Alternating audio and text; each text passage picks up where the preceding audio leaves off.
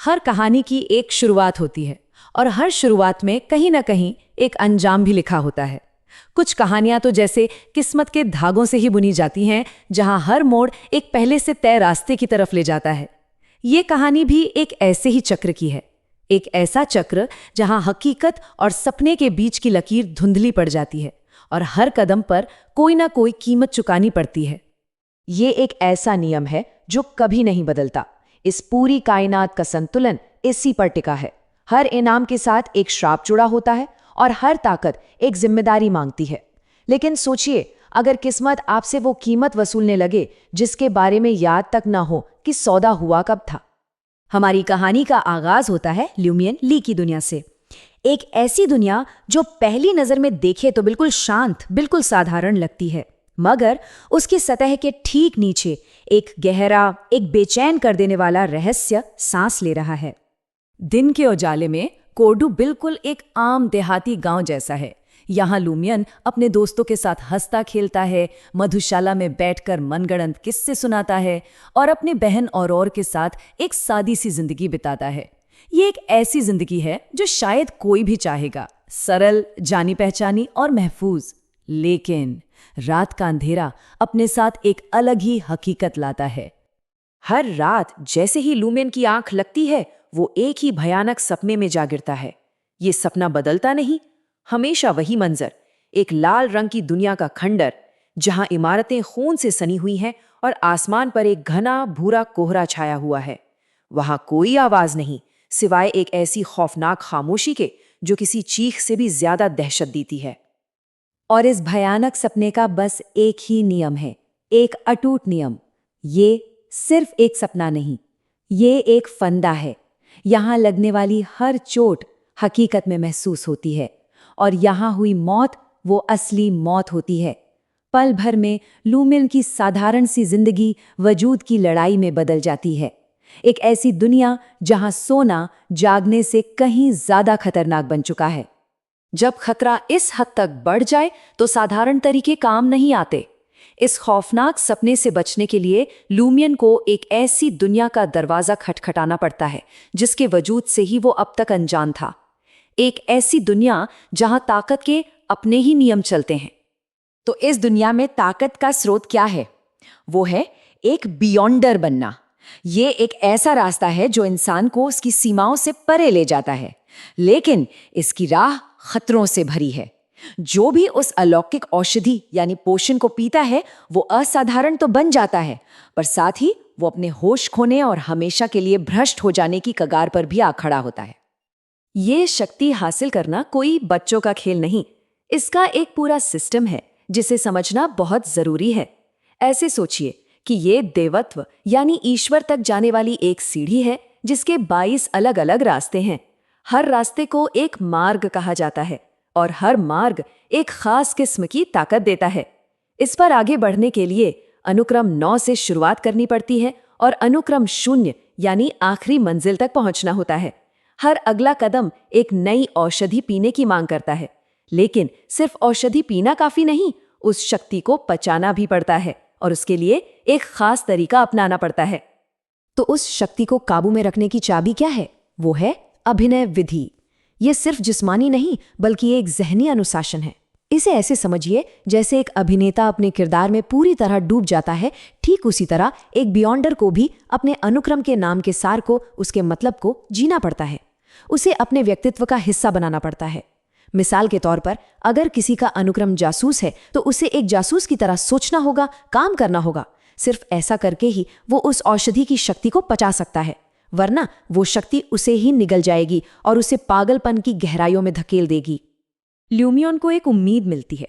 उसे लगता है कि शायद ये शक्ति उसे अपने सपने की हकीकत से लड़ने में मदद करेगी, लेकिन उसे जल्दी एहसास हो जाता है कि उसका असली दुश्मन सिर्फ रात के अंधेरे में नहीं बल्कि दिन के उजाले में भी मौजूद है। उसकी पूरी की पूरी हकीकत ही एक भयानक चक्रव्यूह में कैद है। वो वक्त के एक जाल में कैद है, एक टाइम लूप।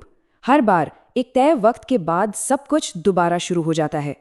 गांव के त्योहार, लोगों की बातें, हर एक घटना ठीक उसी तरह से दोहराई जाती है।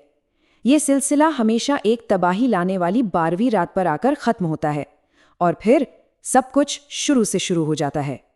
इस दोहराते हुए जहन्नुम में सिर्फ 2 लोगों को सब कुछ याद रहता है, लूमियन और उसकी बहन औरोर। हर नया चक्र उनके लिए एक और मौका बन जाता है, इस पहेली को सुलझाने का, इस जाल को तोड़ने का। लेकिन ये याददाश्त एक वरदान से कहीं ज्यादा एक बोझ है, एक ऐसा बोझ जो उन्हें हर बार अपनी लाचारी और गांव वालों की बेखबरी का एहसास दिलाता है। हर चक्र के साथ लूमियन और ऑरियर कोर्डू के शांत मुखौटे के पीछे छिपे राजों से पर्दा उठाते हैं। गांव के एक पुराने वॉरलॉक की दास्तान, पादरी के गुप्त रिश्ते और लेंट के त्योहार का असली खौफनाक मकसद। हर सुराग एक बड़ी और कहीं ज्यादा खतरनाक तस्वीर की तरफ इशारा करता है। जैसे जैसे इस पहेली के टुकड़े जुड़ते जाते हैं, लूमियन के सामने एक हैरान कर देने वाली सच्चाई आती है। इस वक्त के चक्र के पीछे कोई अलौकिक शक्ति नहीं, बल्कि इंसान ही है। वो लोग जो गांव के रक्षक होने का ढोंग करते हैं, वही उसके विनाश के सूत्रधार हैं। गांव के सबसे इज्जतदार लोग, पादरी गियूम बेनेट और चरवाहा पियरे बेरी, ये दोनों एक दोहरी जिंदगी जी रहे हैं।